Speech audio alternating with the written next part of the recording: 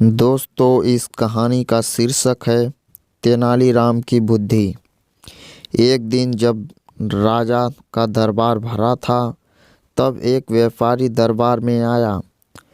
उसके पास लोहे का एक बड़ा संदूक था। व्यापारी: महाराज, मैं यहाँ आपसे मदद मांगने आया हूँ। हे महाराज, मैं एक व्यापारी हूँ। मैंने उत्तर भारत में तीर्थ पर जाने की योजना बनाई है। मेरे पूर्वजों का सारा धन इस बक्से में है। मैं निवेदन करता हूँ कि आप इसे अपने सुरक्षा में रखें। राजा कृष्णदेव राय: ठीक है, तुम्हारी संपत्ति की देखभाल मैं रखूँगा। तुम्हारी यात्रा शुभ और मंगलमय हो। राजा कृष्णदेव राय ने व्यापारी के संपत्ति को सुरक्षित रखने के लिए तेनालीराम की जिम्मेदारी दे दी। कुछ महीनों के बाद वह व्यापारी दोबारा राज दरबार में आया। व्यापारी: महाराज, मैं तीर्थ यात्रा संपन्न करके वापस आ गया हूँ। यात्रा अच्छी थी। मैं यहाँ फिर से आया हूँ ताकि अपना बक्सा वापस ले जा सकूँ। महाराज।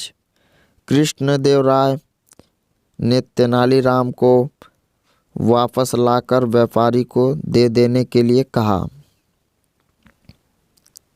तेनालीराम बक्सा लेने के लिए घर गए। जब घर पहुंचकर उन्होंने लोहे का बक्सा उठाया तो उन्हें आश्चर्य हुआ, क्योंकि बक्से का वजन पहले से बहुत कम हो गया था। अब तेनालीराम समझ गए कि व्यापारी राजा को धोखा देने आया था। तेनाली ने कुछ समय के लिए बक्से को काफ़ी ध्यान से देखा।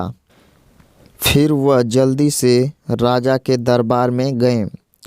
तेनालीराम: महाराज, इस व्यापारी के पूर्वज मेरे घर में आए हैं और वह मुझे यह बक्सा यहाँ नहीं लाने दे रहे हैं। महाराज।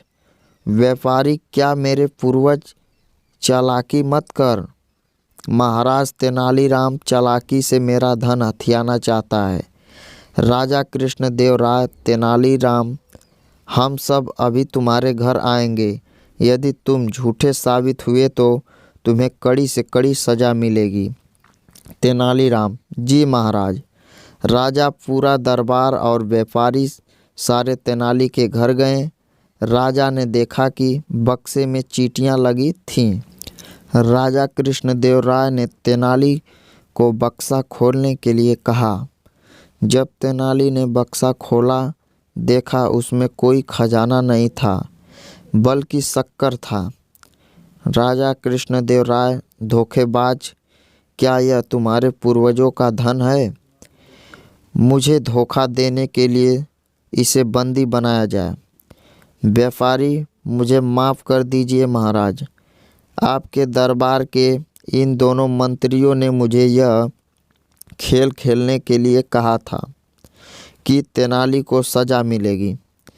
राजा कृष्णदेव राय ने फिर सिपाहियों से कहकर दोनों मंत्रियों को भी बंदी बना लिया। मंत्री ने राजा कृष्णदेव राय से बहुत माफ़ी मांगी, लेकिन राजा उनकी बात नहीं माने। राजा कृष्णदेव राय ने तेनाली से कहा कि उसे कैसे पता चला कि इस बक्से में केवल शक्कर ही है। तो तेनालीराम ने कहा कि इस बक्से के आसपास केवल चींटियां ही घूमती रहती थीं, और यदि बक्से में कीमती मोती और बहुमूल्य रत्न होते तो चींटियां वहां नहीं जाती। और साथ ही जैसे चींटियों ने शक्कर खाने शुरू किए, बक्से का वजन कम हो गए। और इसे साबित करने के लिए ही उसने चींटियों को उसका पूर्वज कहा। राजा कृष्णदेव राय ने तेनालीराम की बुद्धि से बहुत आश्चर्यचकित हुए और तेनालीराम को पुरस्कार स्वरूप एक मोतियों वाला माला दिया। और तेनालीराम ने राजा कृष्णदेव राय को धन्यवाद कहा।